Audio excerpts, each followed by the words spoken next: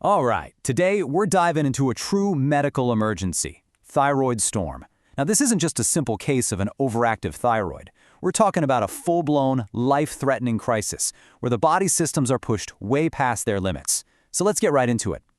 So I want you to imagine the body's engine, its metabolism, suddenly just redlining, accelerating, completely out of control until the entire system starts to fall apart.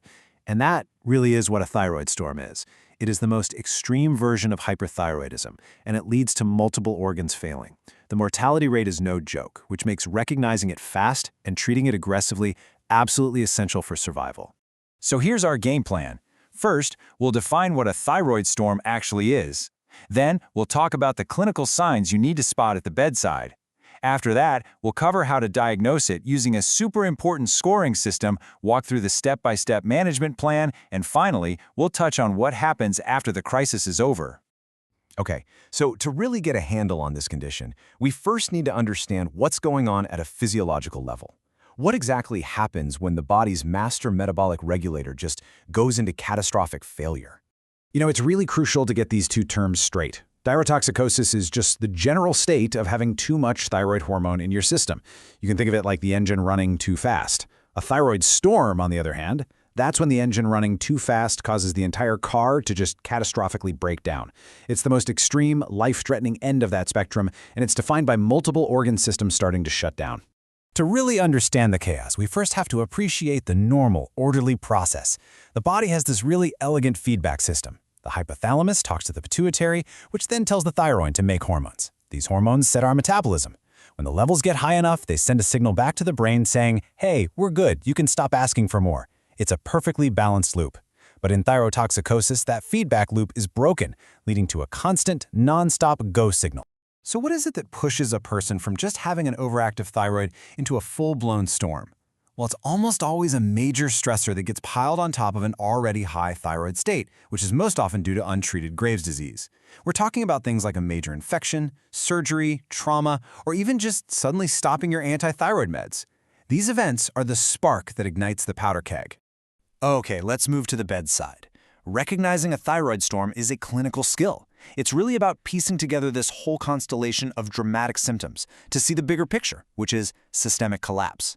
When you even begin to suspect a thyroid storm, you should immediately be looking for this classic triad. First, a really high fever. We're often talking over 104 degrees Fahrenheit. Second, extreme tachycardia or a super fast heart rate. And here's a key clinical pearl. A heart rate that's way out of proportion to the fever, often over 140 beats per minute. And third, central nervous system problems, which can be anything from agitation and delirium all the way to a coma. On physical exam, you're basically hunting for clues of underlying thyroid disease. You might see a goiter, which is an enlarged thyroid gland like you see here. The patient's skin is often really warm and moist from all the sweating. You might also notice some very distinct eye signs, like a fixed stare or something called lid lag. These are all clues that point back to the root of the problem. All right, so how do we go from just suspecting it to actually diagnosing it? This is where it gets interesting, because there isn't one single blood test that screams thyroid storm. The key thing to remember is that this is a clinical diagnosis. It's based on the signs and symptoms right there in front of you. So if there's no single lab value to lean on, how can we standardize this? How do we decide who needs the most aggressive treatment? We need some kind of objective tool to quantify just how bad the situation is. And this is the solution, the Birch-Wertofsky point scale. It's a brilliant tool that turns all those clinical signs into a hard number. It assigns points based on how severely different organ systems are affected. A super high temperature, that's 30 points. Severe brain dysfunction, another 30. A fast heart rate, GI issues, heart failure, they all add up to build an objective case. And here is the number you need to burn into your brain. A score of 45 or higher is highly suggestive of a thyroid storm. That score is your trigger for immediate, aggressive ICU-level care. Anything between 25 and 44 suggests a storm might be coming, and that patient needs to be watched like a hawk. This number is a huge decision-making threshold. Now, even though the diagnosis is clinical, labs are absolutely essential. They support your diagnosis and guide treatment. Thyroid function tests will confirm the thyrotoxic state. You'll see a really low TSH and high T4 and T3. But the hormone levels themselves don't tell you if it's a storm. The labs tell you there's fuel for a fire. The clinical score tells you the house is burning down. We also run tests to find the cause, like checking for Graves' disease antibodies, and we do a full workup to hunt for any triggering infections. Okay, now for the most critical part, management. Treating a thyroid storm requires a rapid, multi-pronged attack, and a really fantastic way to remember the whole strategy is the 5 Bs. The strategy is five-fold. We have to attack this problem from every angle. We need to block the synthesis of new hormone, block the release of stored hormone, block the conversion of T4 to the more powerful T3, block the hormone's effects on the body, and finally block its reabsorption in the gut. Let's break each one down.